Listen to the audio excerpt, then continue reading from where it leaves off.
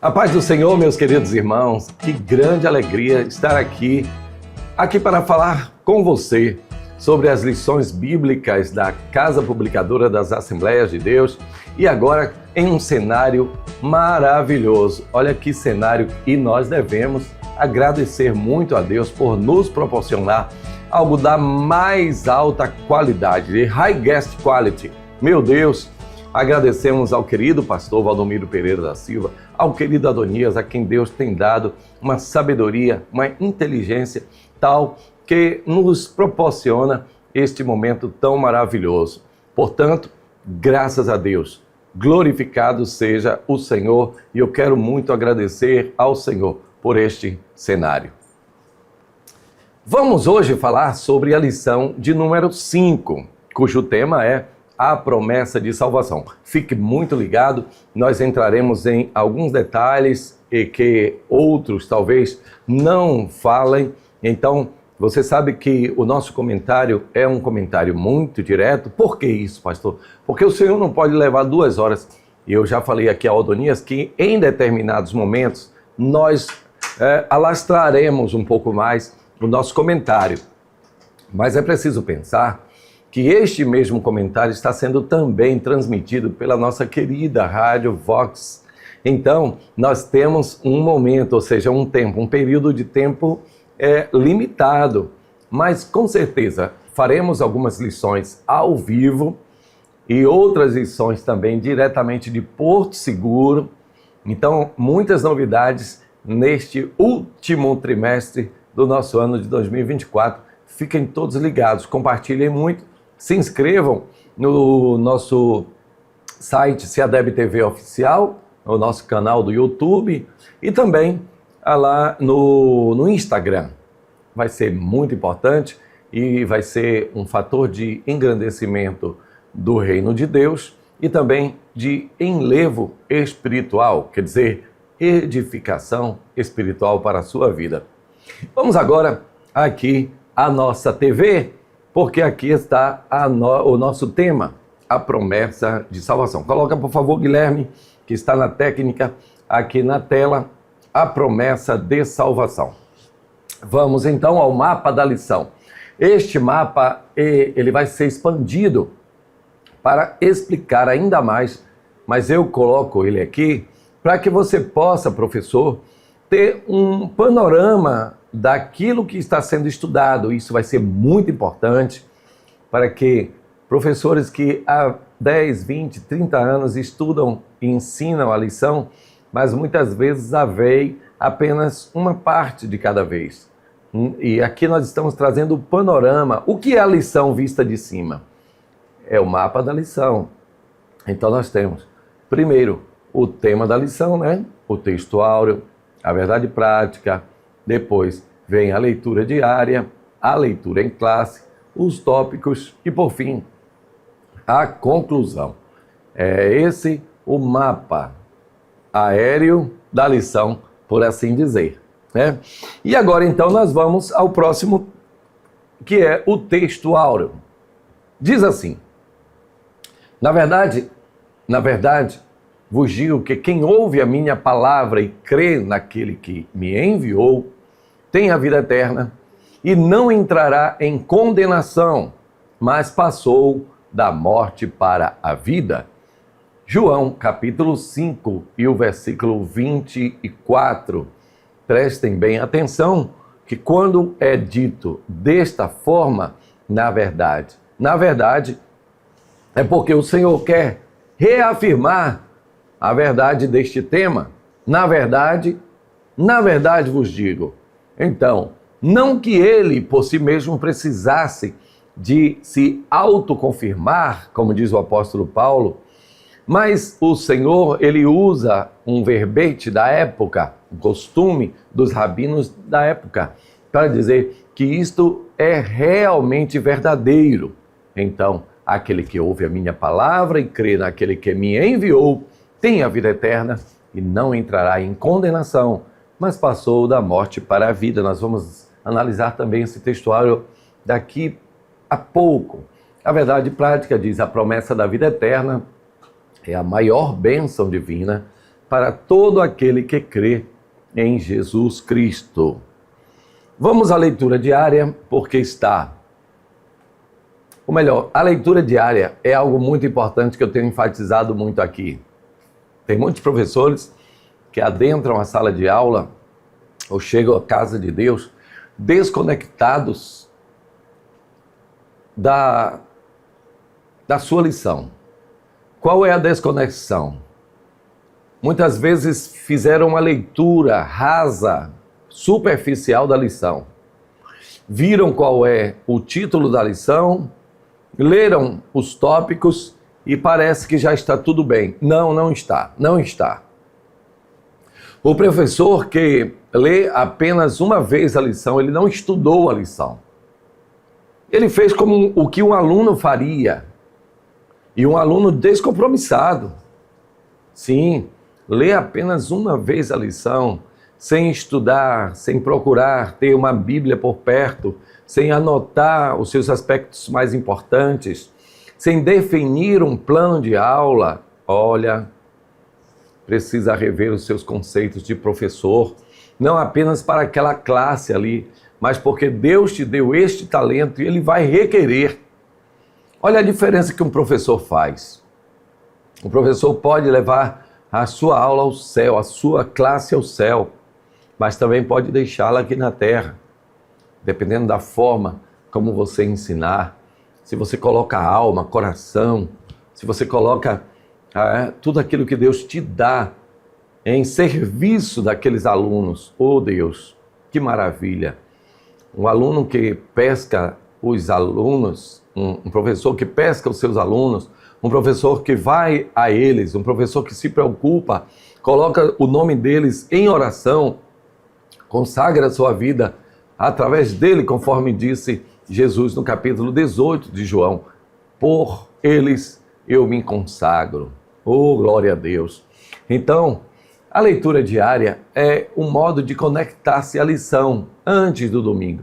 Então, na segunda-feira, nós vamos ler Neemias, capítulo 21, versículos de 4 a 9, quando as serpentes abrasadoras estavam picando o povo e matando centenas deles.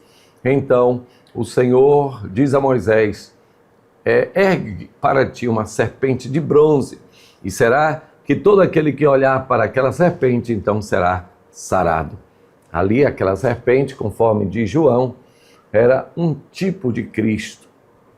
Porque aquele que olhar para Jesus, nós vamos ver isso na leitura bíblica em classe, aquele que olhar para Jesus será salvo. Aliás, foi isso que preconizava o profeta messiânico Isaías.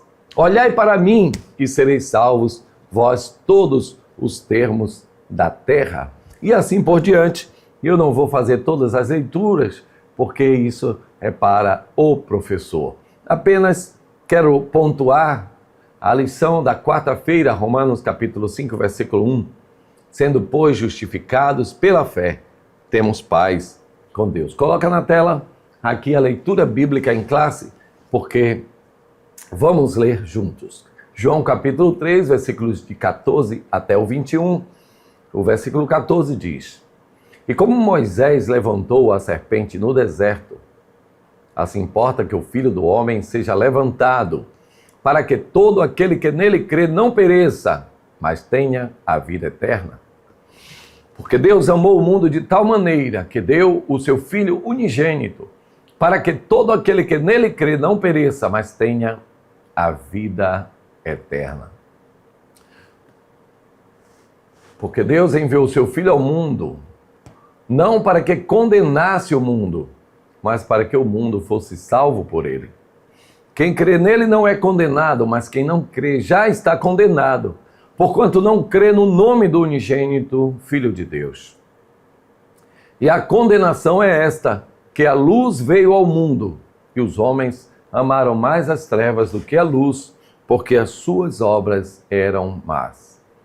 Porque todo aquele que faz o mal aborrece a luz e não vem para a luz, para que as suas obras não sejam reprovadas. Mas quem pratica a verdade vem para a luz, a fim de que as suas obras sejam manifestas, porque feitas em Deus. A lição tem 3 objetivos aqui nesta Câmara. O primeiro objetivo é explicar biblicamente a promessa da salvação. O segundo objetivo, mostrar a natureza da promessa da salvação. E o terceiro, refletir a respeito da importância da promessa da salvação e a perseverança nela. Vamos aos nossos tópicos. O primeiro é a promessa da salvação. O segundo, a natureza da promessa de salvação. E o terceiro, promessa e perseverança na salvação. Então, o primeiro tópico, ele vai falar sobre a promessa da salvação. Dentre todas as promessas, e conforme está escrito, todas as promessas de Deus têm nele o sim, e por meio dele também o amém, para a glória de Deus Pai. Então, todas as promessas de Deus, ele confirma, ele carimba, ele assina embaixo. Mas, de todas elas, a mais importante, a mais gloriosa, é a promessa de salvação, ou a promessa da salvação. Então, desde que o homem pecou, Deus, ele falou que da semente da mulher nascerá um varão que esmagará a cabeça da serpente. Então, desde então, o Senhor já vem projetando a salvação. Não existe ponto falho, não existe promessa, não existe plano B. O que existe é o plano da salvação. O plano da salvação. E a promessa de salvação é a mais importante promessa de todas. Nós vamos ver aqui nesta lição a promessa de cura, a promessa de prosperidade, a promessa de dias melhores, a promessa de família. Nós vamos ver a promessa de tudo quanto é tipo. Mas no topo delas, em primeiro lugar, no top of mind das promessas, está a promessa de salvação. Por que isso? Porque lembrem que quando o Senhor conta aquela parábola daquele moço, daquele homem rico, que após a sua colheita ter sido extraordinária, então ele diz, a minha colheita foi extraordinária. O que é que eu vou fazer com tudo isso? Já sei. Eu vou derribar os celeiros antigos, fazer novos e maiores celeiros. E então eu vou dizer à minha alma, alma, tens em tesouro muitos bens para muitos anos. Come, descansa, bebe e folga. Mas uma voz lhe falou, louco, esta noite te pedirão a tua alma. E o que tens preparado, para quem será? E Jesus arremata assim, é aquele que para si mesmos ajunta tesouros e não é rico para com Deus. Aleluia, glória a Jesus. Então, o que adianta o homem ganhar o mundo inteiro e perder a sua alma? De que adianta o homem viver 120 anos e perder a sua alma?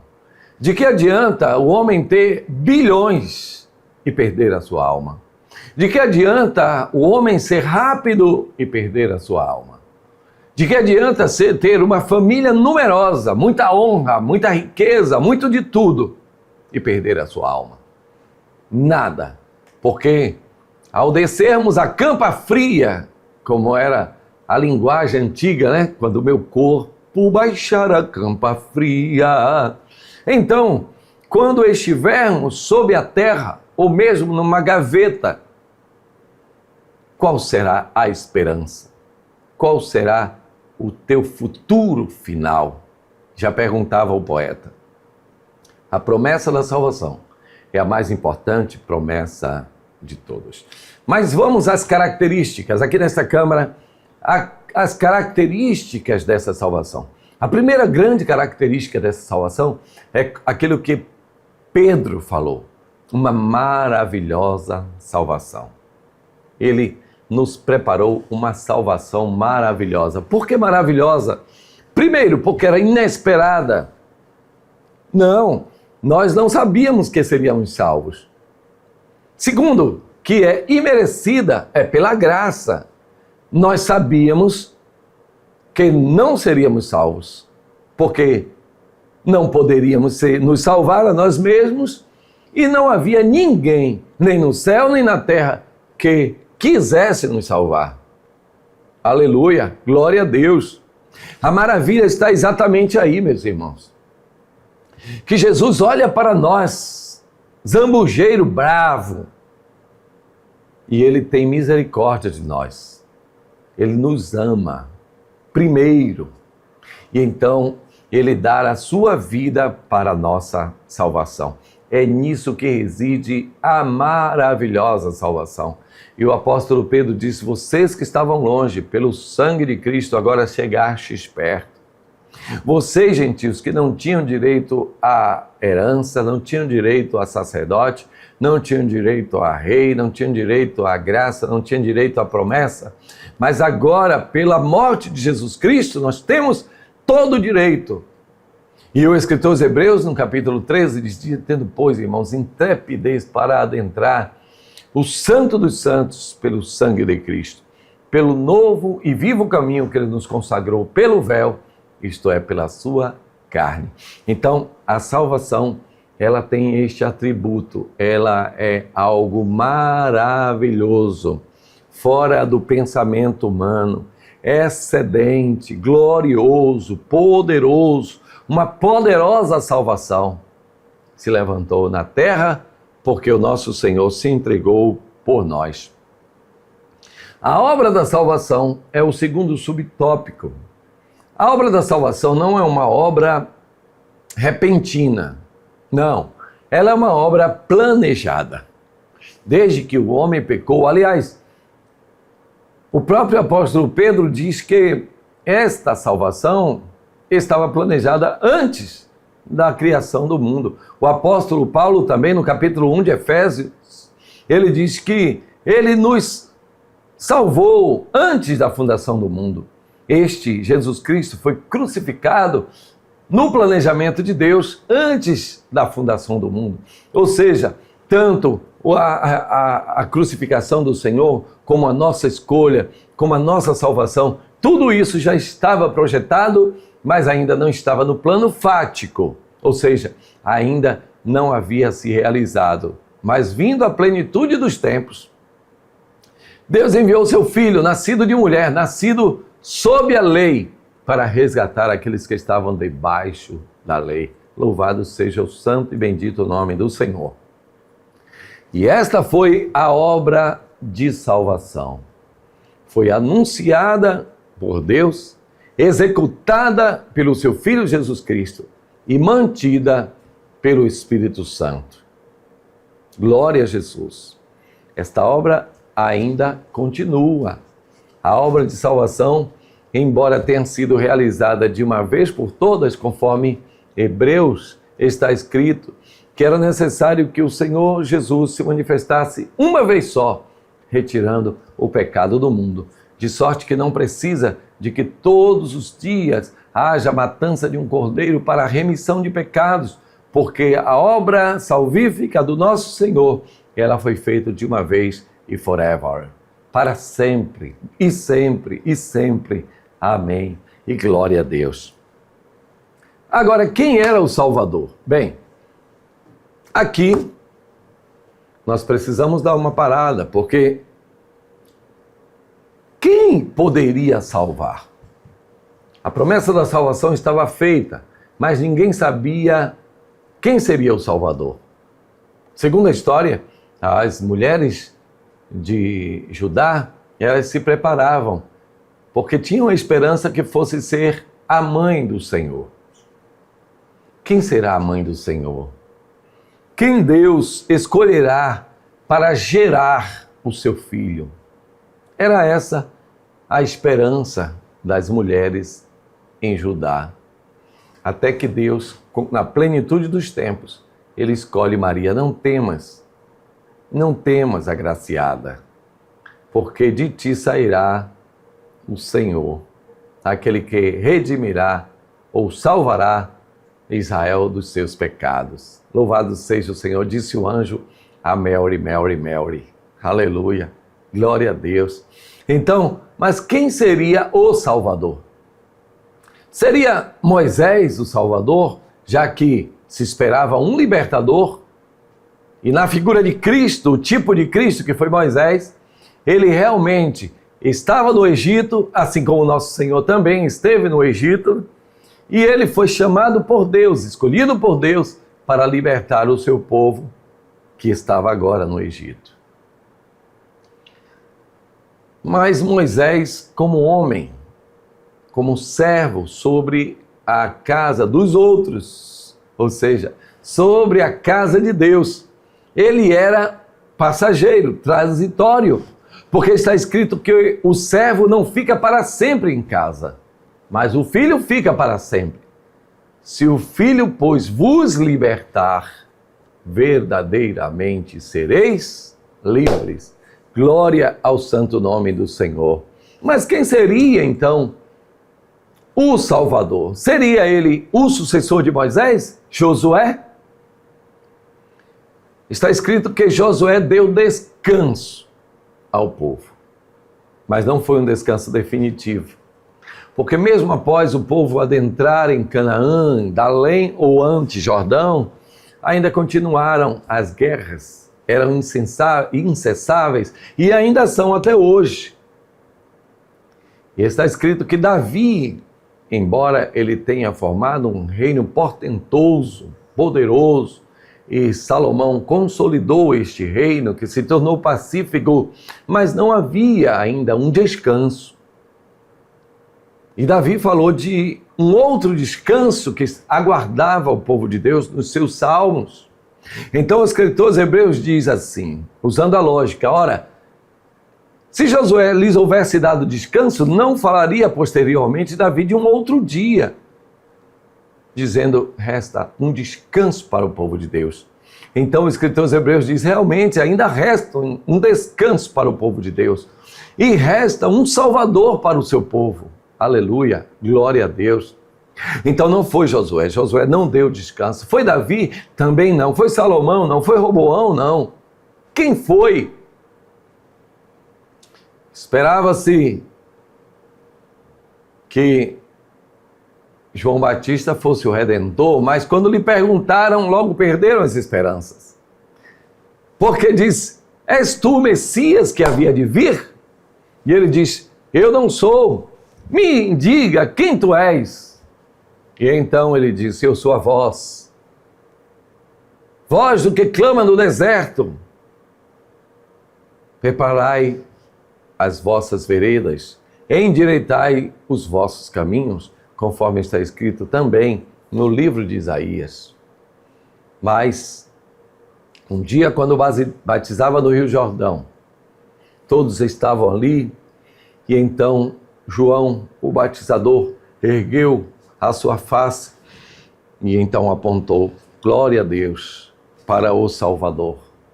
Eis o Cordeiro de Deus que tira o pecado do mundo. Era ele, o Salvador, o que foi preparado por todos os profetas e também pela lei.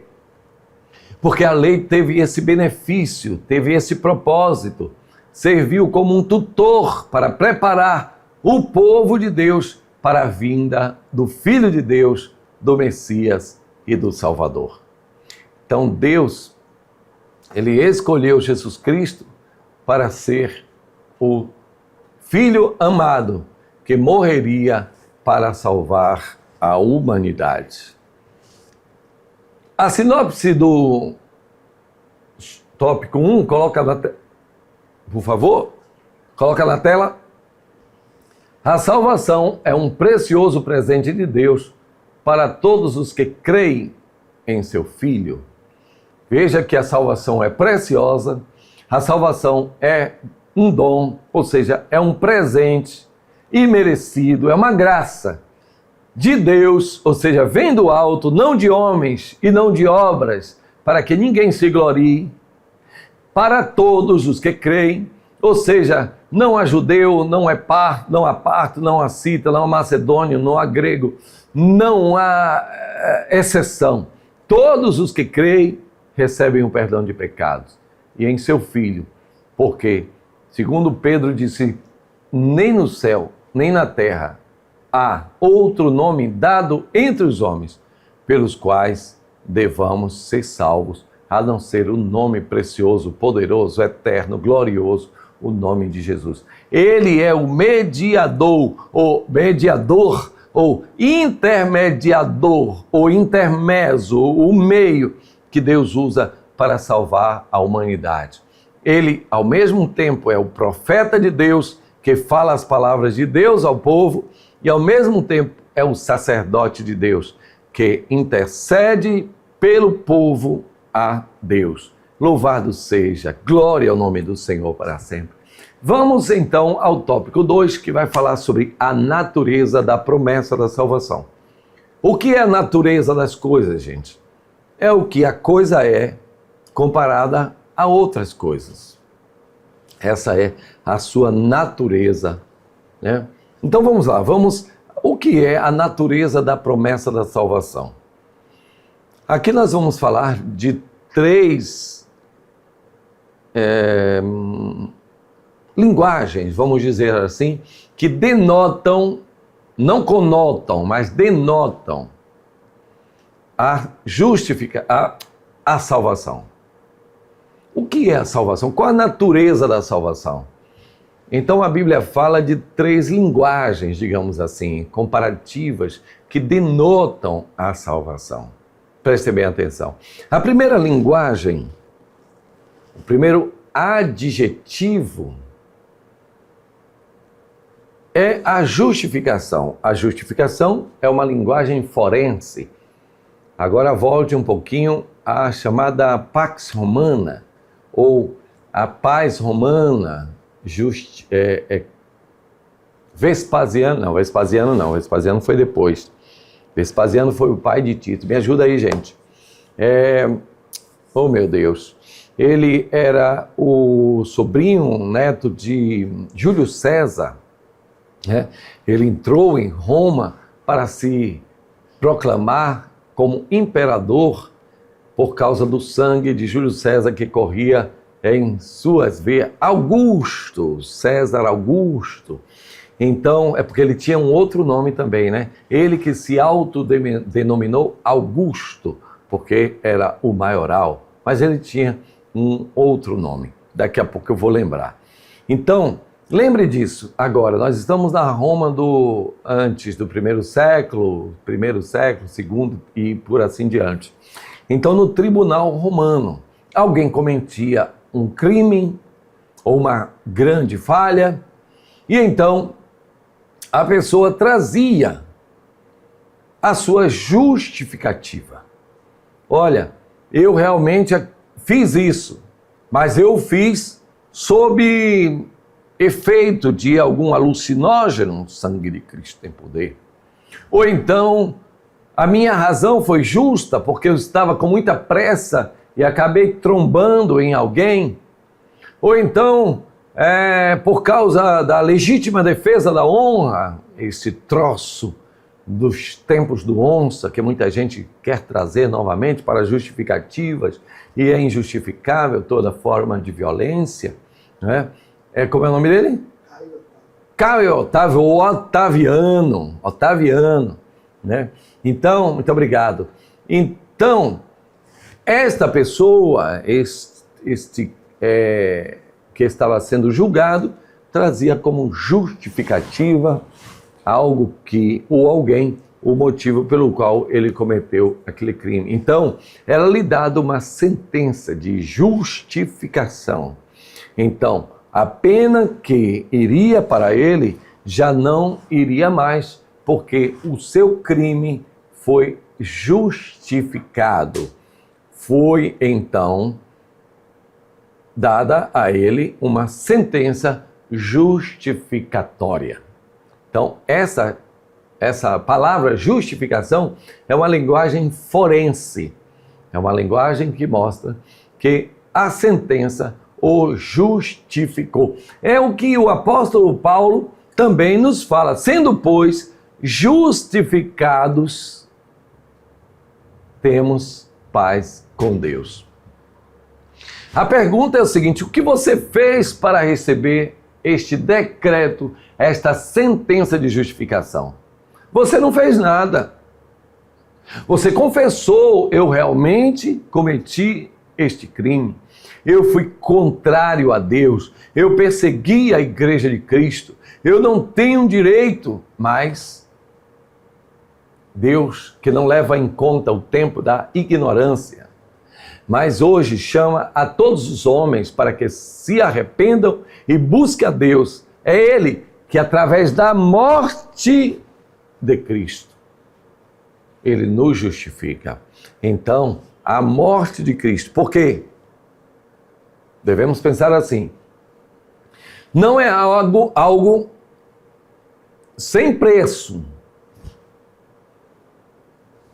Pastor, mas e a graça? Vamos falar da graça. É algo gratuito, mas não sem preço. É algo gratuito quando olhamos pela nossa visão, a visão do condenado. O condenado está lá preso, na masmorra, ou mesmo está degradado. O degredo era também uma das penas romanas e de muitos outros países.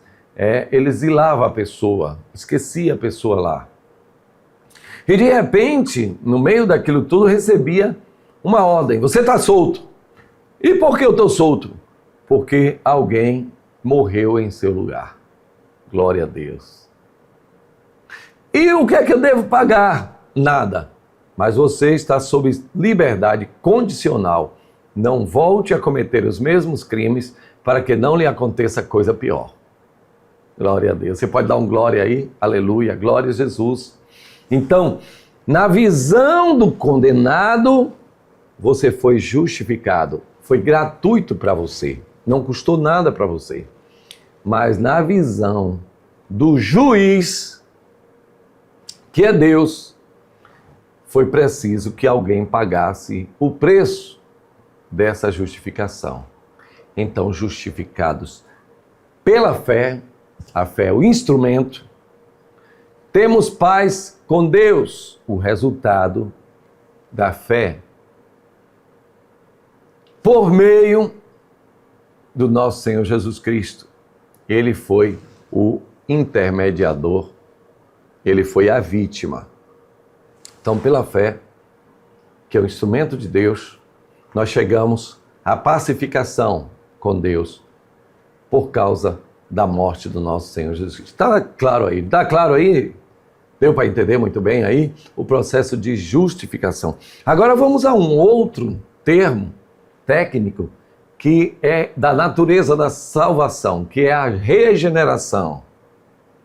A regeneração já é algo humano, ou seja, no sentido de que agora estamos no campo da genética. Da genética, sim.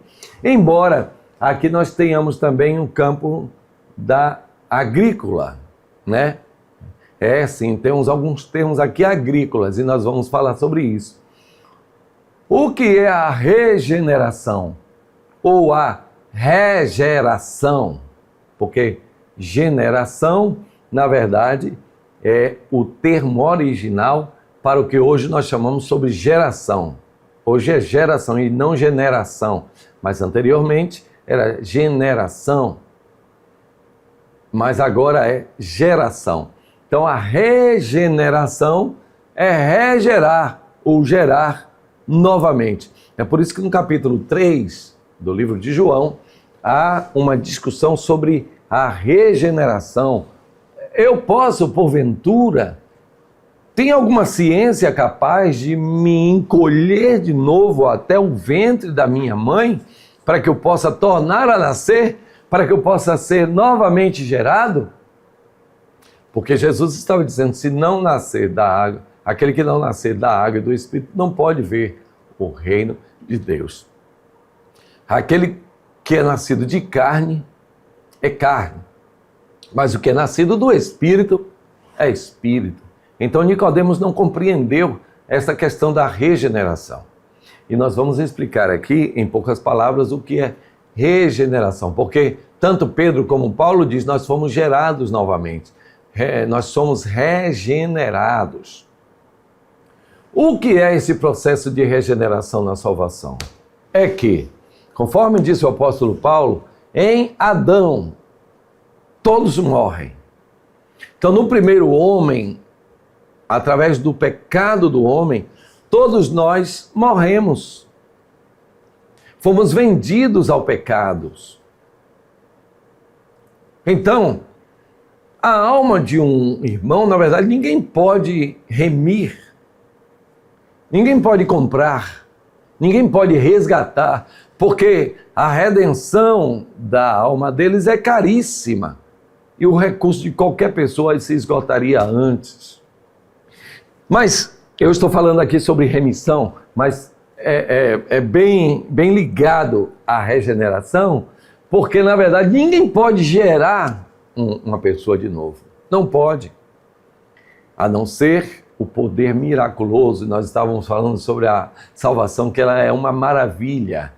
É essa maravilha. A capacidade de regerar a pessoa, aquele que é nascido de carne, que deveria ser carne para sempre, e que, de certa forma, vai lutar contra a carne toda a vida. Mas ele é gerado novamente da água e do Espírito. Na figura do batismo, nós morremos para o mundo e renascemos novamente para Deus. De uma semente corruptível, que foi a semente de Adão, agora nós somos regenerados para a semente de Cristo, que é uma semente incorruptível, e temos o nosso fruto para a salvação. Então a regeneração é uma linguagem da genética, mas também uma linguagem agrícola. E por que uma linguagem agrícola? Por causa das sementes que são plantadas, nascem, são colhidas e novamente replantadas, e elas morrem. E por isso que o apóstolo Paulo diz, isso é um mistério, mas o grão de trigo que caindo na terra não morre, fica sozinho.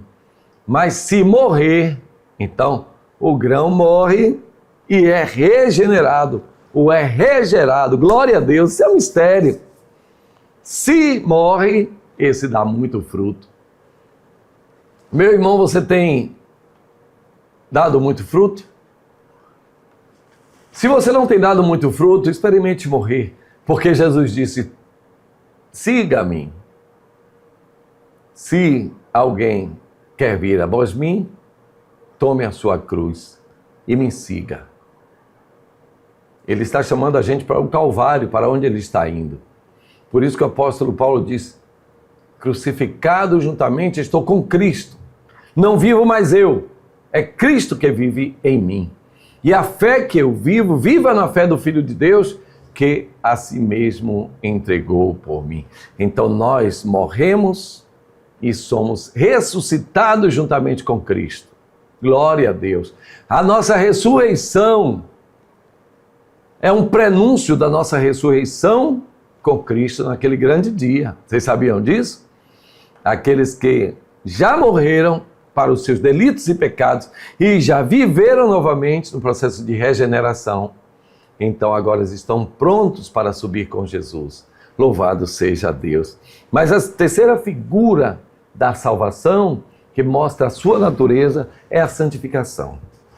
Olha, gente, meus irmãos, tem muita gente que pensa que saindo de Canaã já vai, ou melhor, saindo do Egito já entra direto em Canaã, né? Estamos libertos, estamos salvos, sai todo mundo apressadamente. Epa, calma lá. Depois do Egito ainda tem um deserto. Ainda tem um processo de santificação. Então Cristo nos salvou, nos resgatou do império das trevas e nos colocou no reino do Filho do seu amor. Que maravilha! Mas tem esse processo de santificação. E você sabe, tem uma santificação que é num átimo de tempo, santificação instantânea. No momento que nós aceitamos a Cristo, ou no momento que Ele nos aceita, seja como for, então ali nós já somos santificados automaticamente. É um processo repentino de santificação. Porém, há santificação repentina no tempo, mas também há um processo santificatório, que eu vou chamar assim. É o deserto que vai mostrar o que está dentro do nosso coração. E te levou para o deserto, e te humilhou, e te deixou ter fome, para saber o que estava no teu coração. E para saber se não te esquecerias do Senhor teu Deus. Meu Pai querido, glória ao nome do Senhor. Porque, irmãos, o Senhor nos leva para esse processo de santificação, porque tem muita semente que recebe a palavra com muito gosto, mas os deveres da vida, os amigos, a família, os negócios vão nos afastando do Senhor, e daqui a pouco, Deus me livre e guarde, nós esquecemos do Deus que nos tirou da terra do Egito.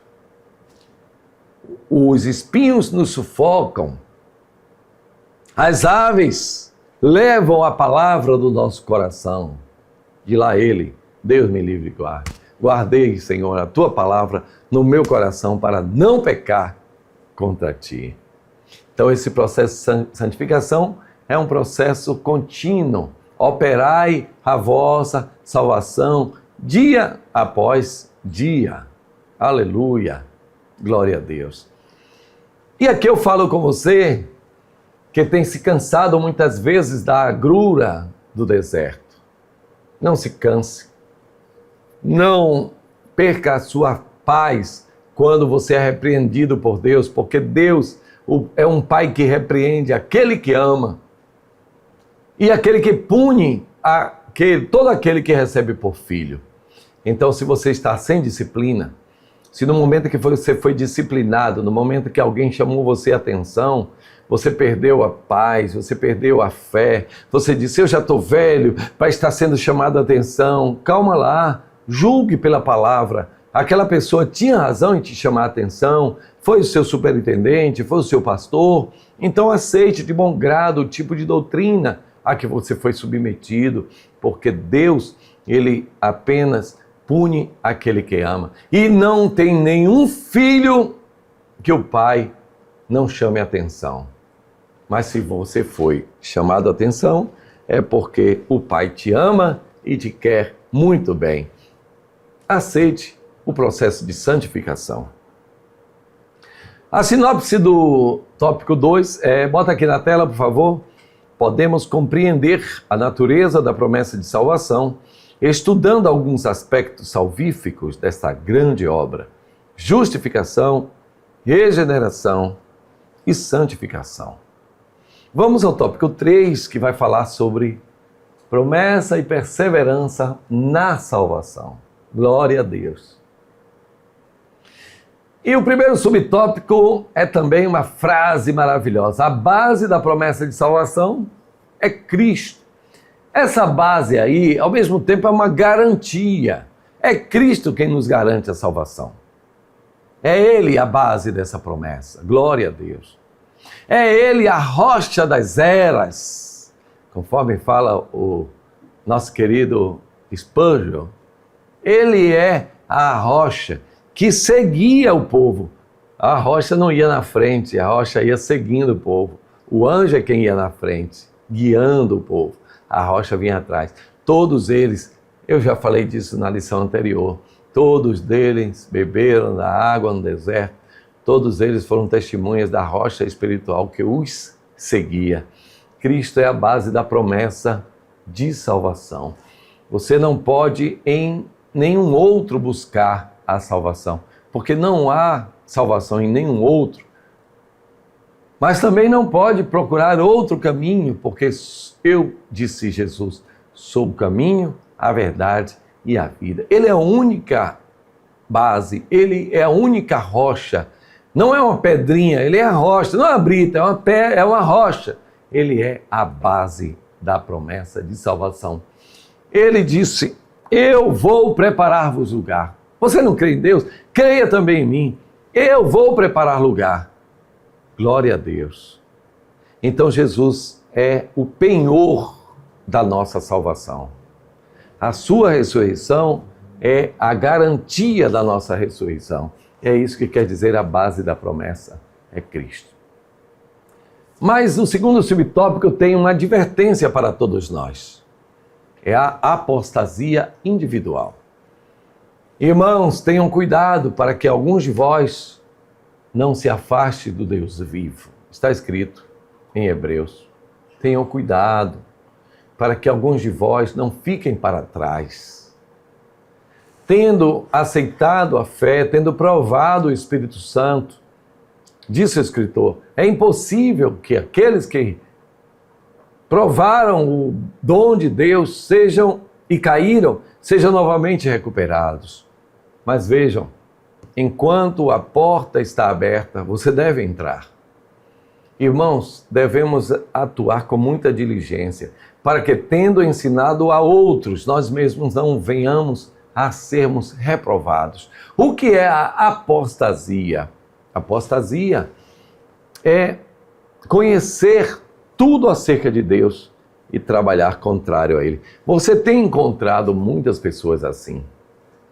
Muitas pessoas querem uma bênção na casa de Deus, muitas pessoas que viveram a Cristo na maior intensidade. E há um grande perigo para nós que vivemos a fé em grande intensidade, porque quanto mais intensos nas obras da fé, mais o inimigo nos tenta, mais o inimigo nos cerca com laços. Mas o sangue de Jesus tem poder, o sangue de Jesus é a nossa vitória. Nós temos o poder de Deus para nos proteger de sermos apóstata, conforme está escrito. Irmãos, muitos apostaram, ou melhor, alguns apostatarão da fé, dando ouvidos a espíritos enganadores e a doutrina de demônios. Meu Deus! Tendo comichão nos ouvidos, amontoarão para si mesmos doutores segundo as suas obras. Meu Deus!